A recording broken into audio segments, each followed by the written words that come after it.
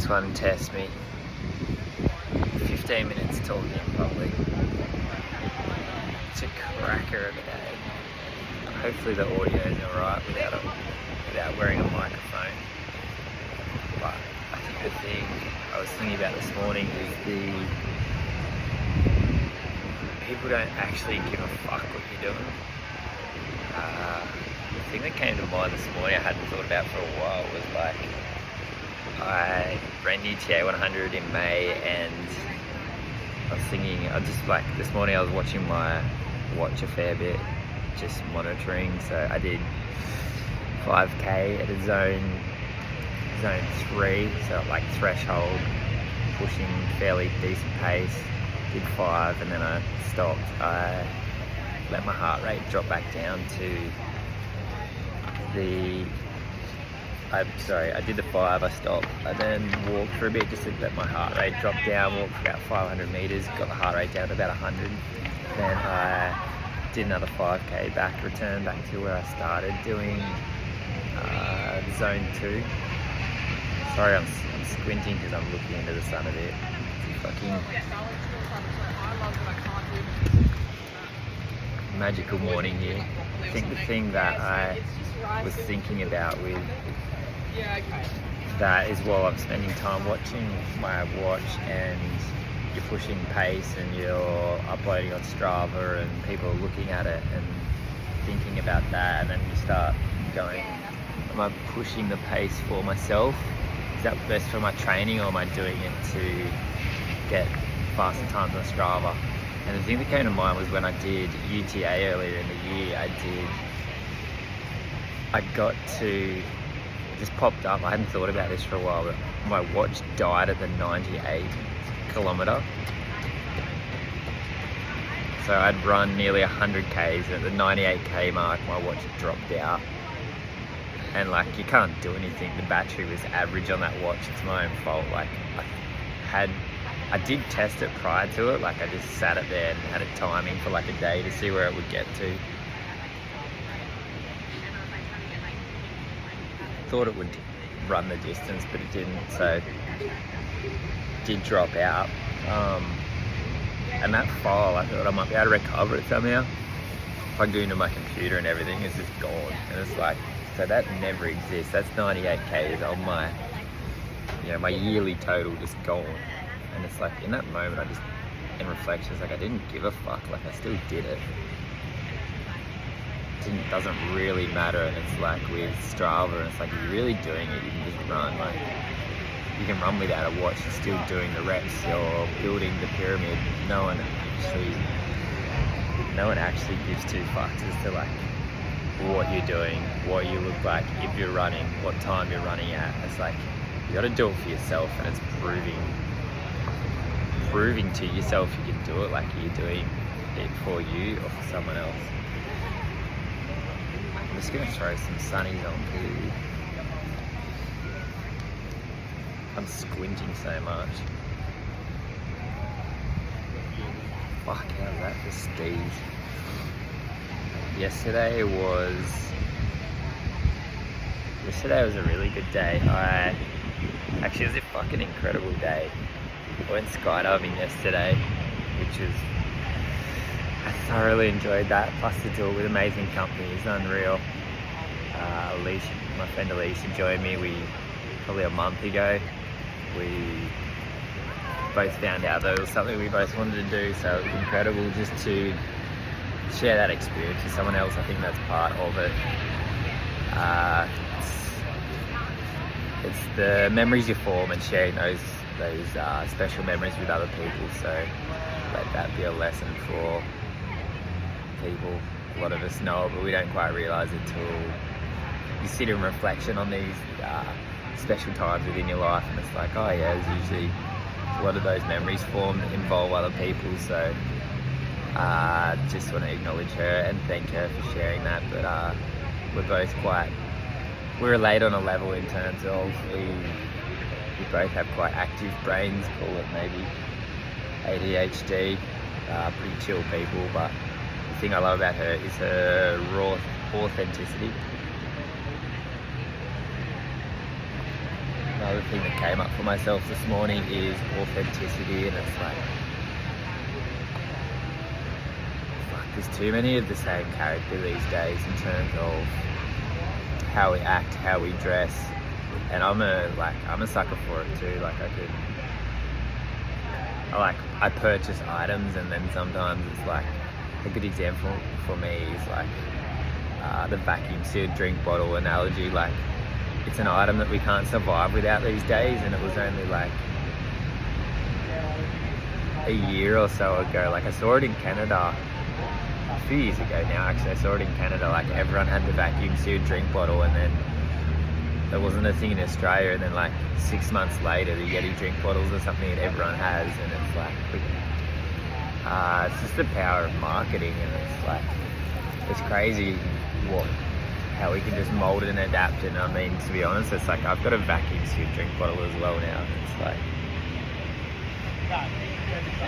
although I haven't spent $100 on a Yeti drink bottle, Bunnings, the $18 Bunnings special, like tip from a bloke at the gym in the sauna,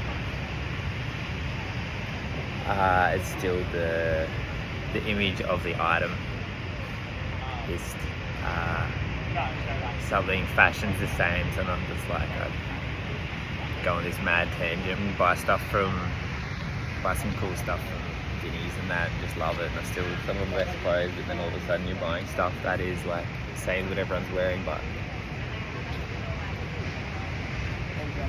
with Alicia, it's her raw authenticity that I love about her. She just speaks her mind, and that's what people love about her. It's the thing that, yeah, we can all adapt, is not going with the crowd and just being ourselves.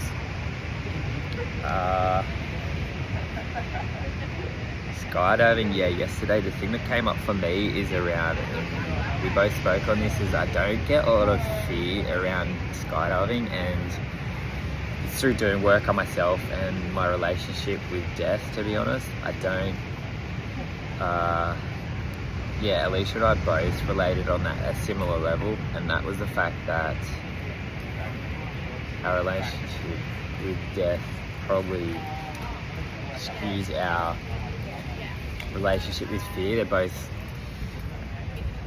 interlinked with each other, so when you can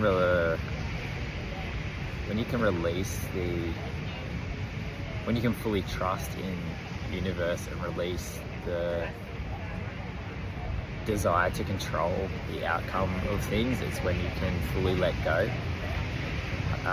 In that moment, it's like, I can't control the plane, I can't control there's someone else on my back. It's a tandem skydive. Vinny, shout out to Vinny, legend, put the video up of my dive. But being with someone strapped to your back, it's like you have to release full control in that moment. You can't actually, there's nothing you can do, and releasing the grip hold of trying to control the scenario and the outcome and what happens, and surrendering to that, is when you can fully be at peace with what happens. So it's like irrelevant, anything could happen. I could die in that moment, and it's just, I did bungee jumping last year in New Zealand, which is fucking scary, and then I've now done skydiving. It gives life good perspective, doing these things that sort of, it's like putting your life on the line. It's like almost like lambs going to slaughter when you're like rolling out of that plane, but the experience was fucking surreal. Like, there was a little bit of fear as the door opened and we're about to jump out, and you literally just like, it happens so quick. You just roll, like head back, you roll out the door, and then it's like that. The free fall happens so quick. It's just like this, the noise is the thing that like wasn't expecting. It was like so noisy, and then when the chute opens, it is just like fucking bliss. It is like surreal. I can see why people do parasailing and hang gliding. Like when you're up there just looking over, like the weather was perfect. It actually was like a perfect day for skydiving, like crystal clear, just seeing like over the ocean, the lakes, over Belmont near Newcastle. It was like just almost lost for words as how incredible it was, and coming back down to earth. Yeah, I think when you live, people that I know that are living life to the fullest, people who don't live with regret, people who are doing what they want to do, whether that's pursuing their purpose, in this moment they're like so content with their lives. They're the people that I find that don't fear death, because it's like, in this moment I don't live with regrets. I've done as much, like I'm doing all the things I want to do in my life. I have goals, aspirations, I might have a family and that, but it's like people who are fucking living lives, I found they don't have that fear of death, and they do things irrelevant of the outcome. People that take risks, people that I guess have maybe higher risk in their life on a daily basis, people who are in sports, like the ones that are just fucking loving life, like don't fear death, because it's like in this moment everything is perfect. So yeah, skydive turned into, it was very much a yin and yang day. It went from the extremes of skydiving to, we went to a cafe afterwards, which was, I just found it on Google Maps, got good reviews. It was like 10 minutes from the drop zone. Went and had some brunch, like more lunch brunch I guess you call it. It was a vegetarian cafe. And then we were there having breakfast, and then someone like yelled out my name and I didn't even know who it was, and then looked and it was Brooke, a friend who does a lot of yoga practice within Newcastle, some really good stuff. And she was like, "Oh, Andy, and I'm doing a class." And then, long story short, like, yeah, half hour later we did this yin class. So it was like a cacao ceremony and then doing yin yoga, so holding positions for like 7 minutes, and then Brooke was going through like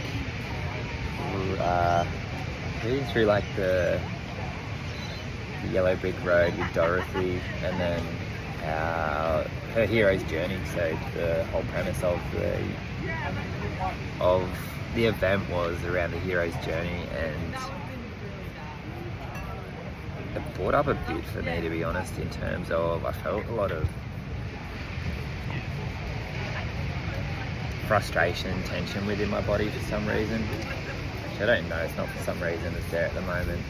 Possibly just frustration with child self, manifesting mainly my right side, like masculine, through my neck, down my shoulder.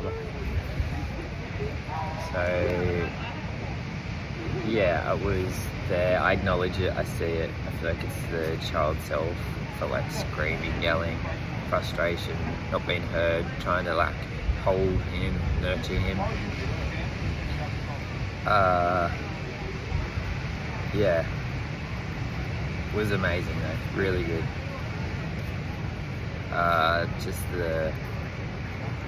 Just a reminder of the hero's journey. I feel like I'm on that. We all are, to a certain respect. It's something that's all through the like growth, healing, coaching that I've been doing. It's where I'm heading. It's like trying to share my message, trying to branch outside of the normal, trying to be the light for other people, pushing the mind, the body. It's fucking hard, and sometimes it's like,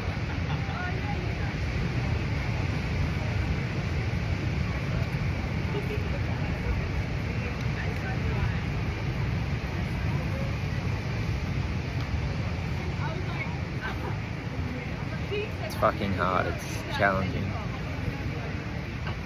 but I know it's the path that I'm on. It's like I'm in.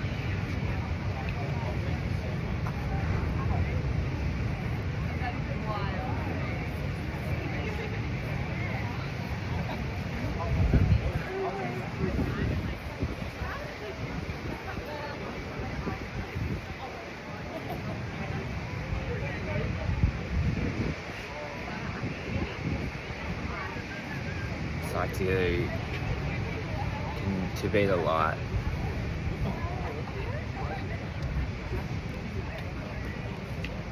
To be vulnerable, to show my emotion,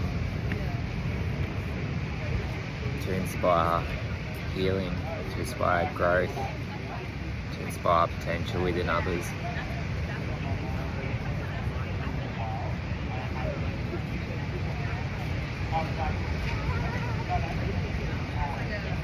I know it's fucking hard, but it's like sometimes it's like the synchronicities of yesterday and doing that yin. It's like sometimes you need the reminder. It's like you keep getting knocked down, but you just got to get back up and keep fighting. I guess it's when I take it from, it's not just about self, but it's like how can I do this for not just me, something higher than me.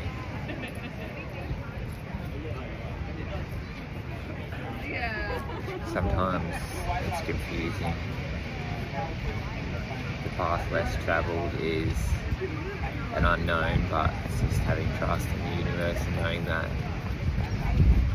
a higher power, someone looking out for me, will help me, guide me. Money's always a frustration. I know it goes, it will come. Sharing my true authentic self, opening my heart, giving love and light to myself and the world.